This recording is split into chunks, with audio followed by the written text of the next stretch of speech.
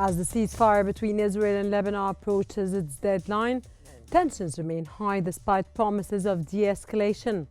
While the Lebanese government awaits a full Israeli withdrawal by January the 26th, reports continue to surface of Israeli violations.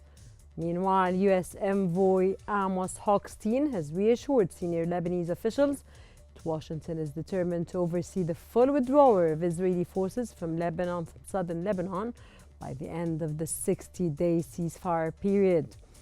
Will the ceasefire hold, or will the Israeli occupation army continue its violations?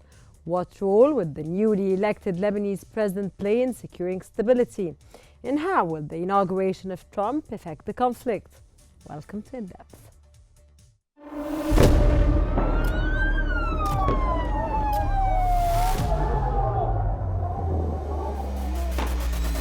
كل المستهدفين هن مدنيين. وضع شيء مرعب، شيء بخوف.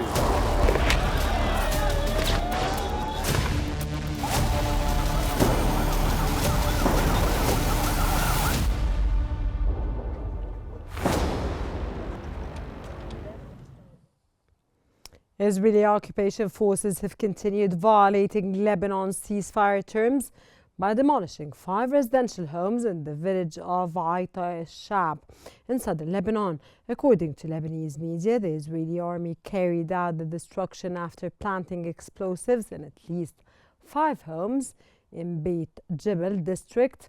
They also conducted sweeping operations with heavy and medium machine guns towards the towns of Maroun al-Ras and Yaroun in southern Lebanon. This action marks a clear violation of the ongoing ceasefire agreement between Israel and Lebanon, which came into effect on November the 27th of 2024.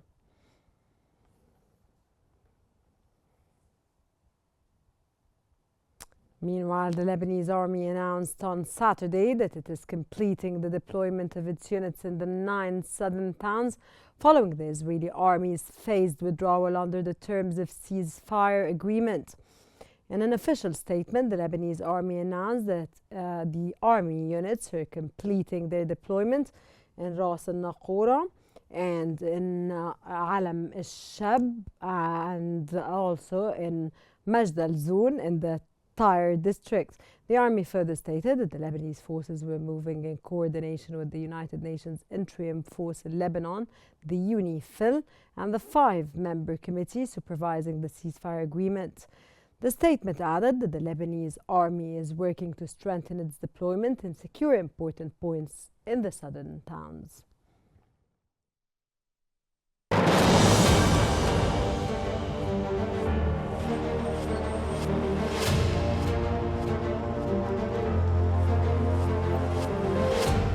As Lebanon's ceasefire nears its end, Israeli violations continue in southern Lebanon.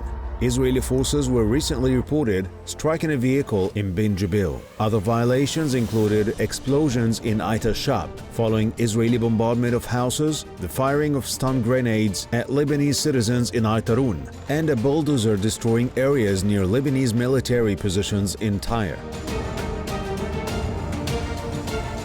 These attacks have continued despite the ongoing ceasefire agreement, which had promised to halt hostilities. However, U.S. Special Envoy Amos Hochstein reportedly assured Lebanese officials that Israel would withdraw its forces from southern Lebanon by January 26th, providing a detailed withdrawal schedule during meetings with key Lebanese leaders, including President Joseph Aoun, caretaker Prime Minister Najib Mikati, and Parliament Speaker Nabih Berri.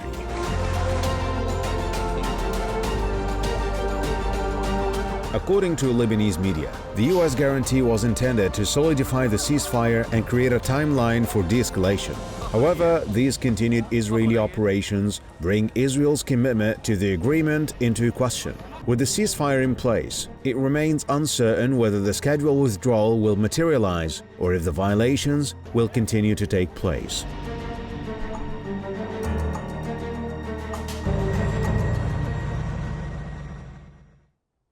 For more analysis, we're joined from Beirut by Marcel Balokji, a military expert, and by Iman Choueikh, a political researcher A very warm welcome to the program. And we start off with Mr. Marcel. Despite Israeli violations of ceasefire terms, Amos Hochstein recently assured Lebanese officials that the Israeli occupation army would withdraw from southern Lebanon by January the 26th. Do you believe Israel will stick to its timeline, or is this another tactic to delay a full withdrawal?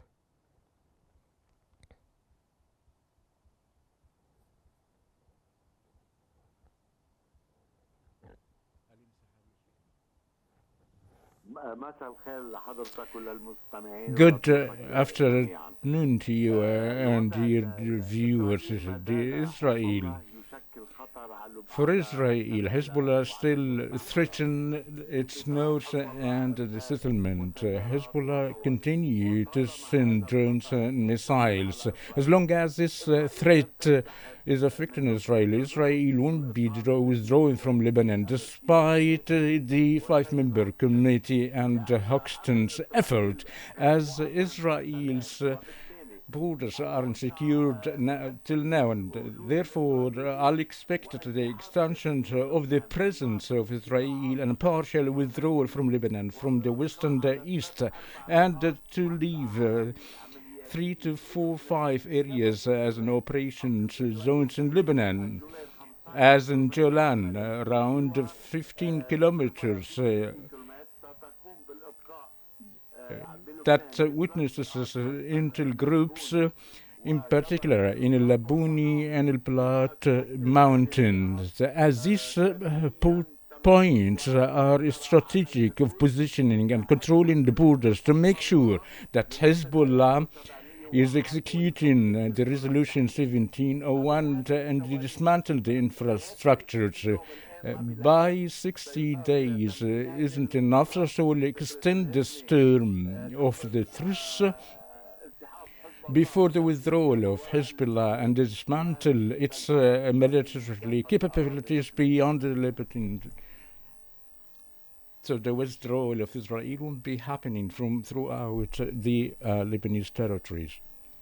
Ms. Shweikh, welcome. And given Hochstein's promise that the Israeli occupation forces will withdraw by the end of the 60-day period, what effect can the United States have on Israeli policy, and could Israel stay in Lebanon despite the American pledge? Good evening for you and your guests and all the viewers. Actually, my opinion is against what your guest mentioned, because as we saw in the previous days, that there are massive pressures on the parties concerned in the war in Gaza, pressures to expedite the exchange deal, and there are really similar American pressures on all the parties concerned in the war in Lebanon. The United States wants to assure it's achieving an actual and a serious withdrawal of an actual and a serious withdrawal of the Israeli forces from all the southern villages, and that will assure the Lebanese that their southern villages are safe. Ms. Shweikh, I'm very sorry to interrupt you in this context, but could you nail, please, what exactly are you against our other guest or Mr. Marcel, in your context, that you think that what he said is not okay? Yeah, I think he mentioned that we will face the extension of the 60-day period.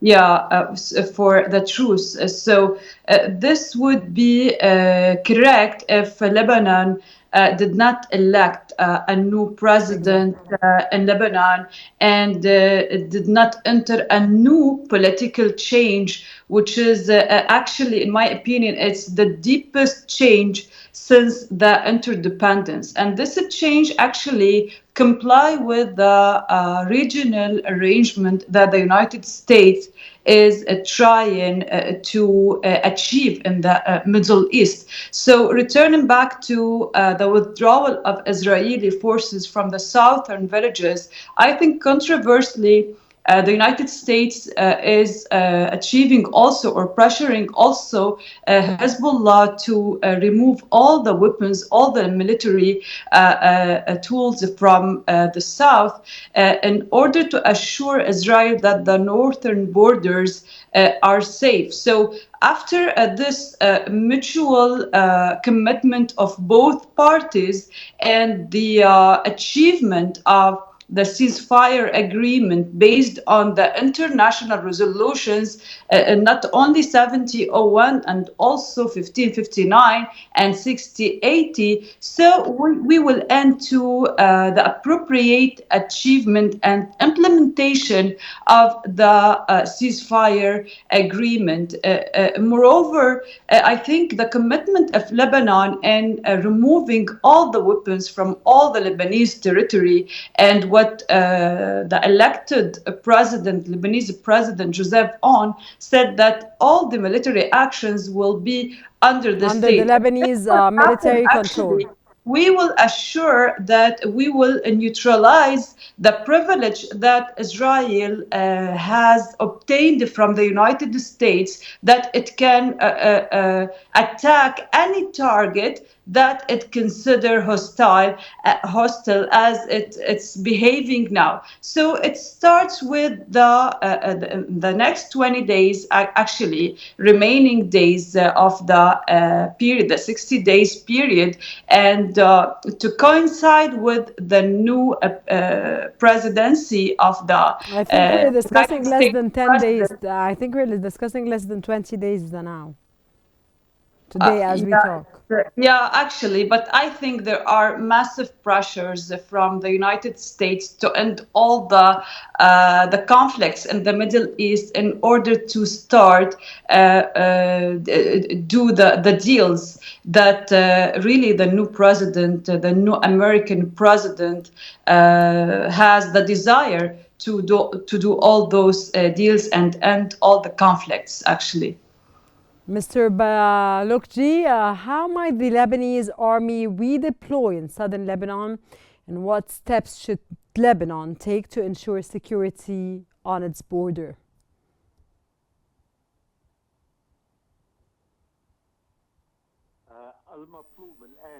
What is requested before the deployment of the Lebanese army and the UN forces for the places to be evacuated by Israel? Mr. Hochstein should be affirmed by the guarantees given to Hezbollah because of the change that took place in Syria and the Al-Julan that affected the infrastructure in the southern of Lebanon and undermine Hezbollah centers. What's requested from Mr. Hochstein and the fourth member committee to give guarantees to start a partially withdrawal from Israeli forces and to remove the terminals of Hezbollah and to implement the resolution 1701 and go back to the north of Litani.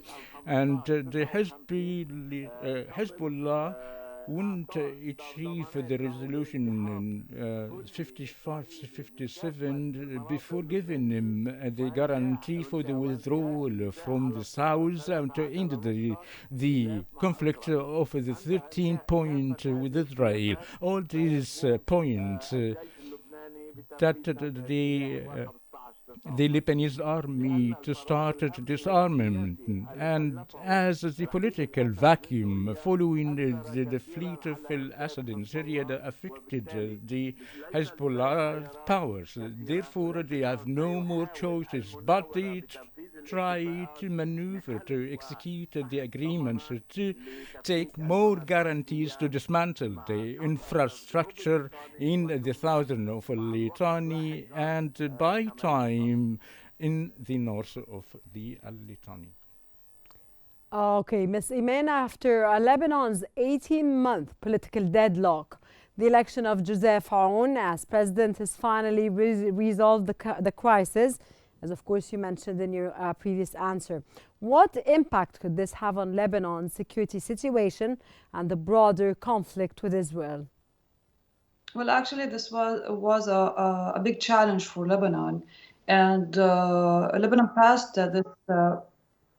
Excuse me, I'm receiving some calls. It's okay. It's okay.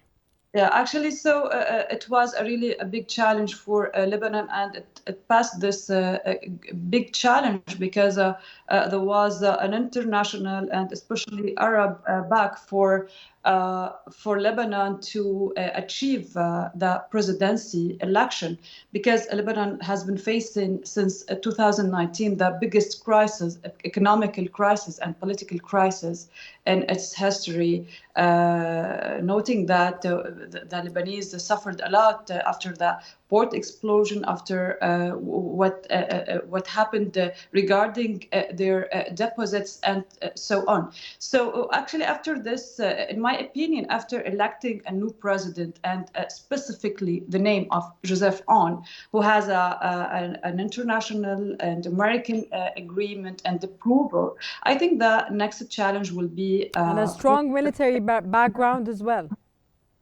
Yes, sure. So the next step will be building or a formation, the government that will comply with all the titles that the inaugural speech mentioned, specifically regarding the weapons and illegal military actions in Lebanon. And as we heard, tomorrow will be the first day of parliamentary consultation regarding choosing a new prime minister. So if we achieve all these issues regarding constitutional life in Lebanon, this will ensure that the agreement, the ceasefire agreement, and all the international resolution will be implemented in the right way. Otherwise, we will face interventions either from the external parties, or also we will still face some conflicts from the internal parties, especially the Shia DU and specifically Hezbollah, who started to accept the notion or the concept of the state, because for like 2 decades we were just controlling, or we were controlled by the Iranian decision, and now the Iranian influence has been declined. So it's a new phase in Lebanon. It's a new political phase, and this is linked to what's happening in the Middle East. And I think the United States is monitoring this very well. And the conclusion will be the force or the pressure on Israel to withdraw all its Israeli forces from the Lebanese southern, and to ensure that the war will not happen again, or will be resumed again in the near future or after that. Mr. Balakji, following the election of Joseph Aoun as Lebanon's new president, how do you see Israel adjusting to its policy towards Lebanon? Do you foresee any changes in Israeli military strategies in the region?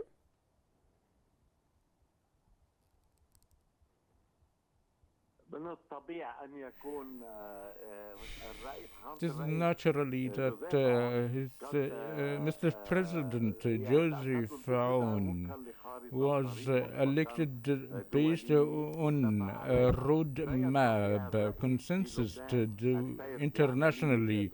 Joseph Aoun cannot go in the process of reforms before having a roadmap laid down, as the some blocks might hinder the work of the president, as it happened before with the previous President Michel Aoun. Accordingly, the international challenges, in particular with Hezbollah, there's no reconstruction, there is no finance, and there is no Israeli withdrawal before the 59 resolution and the deployment of the Lebanese army. These challenges, according or based on the international resolution, would help the elect president to move forward to implement the roadmap that been agreed upon internationally. And it is clear with the air bridge to Israel and the Arab support to change the Middle East without Iran. And to do so, the Lebanese president should execute and complete the laid down roadmap in order to spread the peace and to go into a long-range truce with Israel and create a new Middle East, as well as the Saudi normalization with Israel and the Syrian scene, and to prevent the supply in Hezbollah. All these matters will ease the work of the president to create a proper place for Lebanon in the upcoming period, along with the different passes in the Middle East. Ms. Iman, do you think Israel will shift its policy regarding Lebanon after the inauguration of Donald Trump, which we all await, of course, on the 20th of January, which comes 6 days before the ceasefire term ends?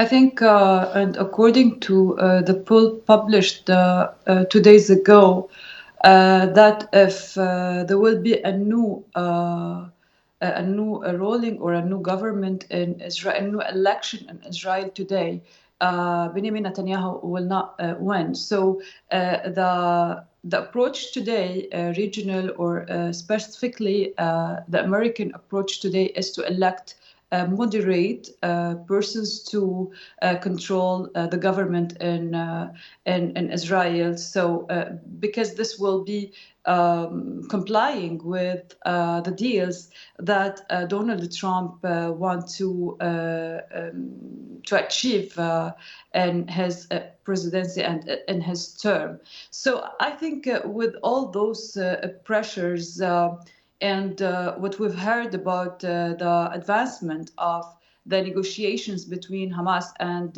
Israel to end the war within days, this will maybe lead Benjamin Netanyahu, the Israeli prime minister, to take some steps in order to save himself, because we know after the next day after the war is finished in Gaza, he will face a lot of judiciary issues, and that will end them being in jail. So all the indications show that the new politics or the new region today is going to solve all the hot spots. Of course, Ms. Iman, after electing a new president, a Lebanese president, which is, of course, of very strong background, the tables will turn after Donald Trump becomes inaugurated as the president of the United States, and everything is going to change then. And of course, the stand of Lebanon now becomes much stronger than it used to be, and negotiations will be much more stronger, right? Yes, sure. And after the end of the Iranian, Russian, or removing Syria from the Iranian-Russian axis, and also the decline of the Iranian power in the Middle East, and the independence, the real independence of the Lebanese decision, all those factors will ensure that the political life in Lebanon will be will go in the right way without intervention, and with the Arab support from Egypt, from Saudi Arabia, and especially for the reconstitution of the state, the reconstitution of law, the separation of judiciary from politics, and also the rebuild process for what happened after the war.